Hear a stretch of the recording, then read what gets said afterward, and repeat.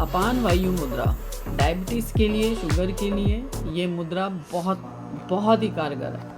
Heart के लिए, heart की एंजाइना पेन के लिए,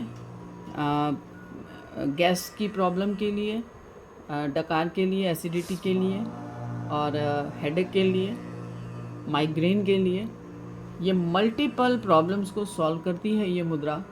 और इसको आप डेली 10 से 15 मिनट करेंगे नॉर्मल, लेकिन अगर आप ज़्यादा कर सकते हैं तो ये 45 मिनट तक की मुद्रा है। सो हाथों को सीधा रखना है और एकदम अपनी मुद्रा में बैठ करके आलती पालती लगा करके आप इसको करिए। और जैसे ही आप इसको करना स्टार्ट करेंगे तो यहाँ से खिंचाव शुरू होगा ये, और यहाँ से हार्ट की मेरिडियंस जाती हैं, ये हार्ट की मेरिडियंस इधर से जाती हैं।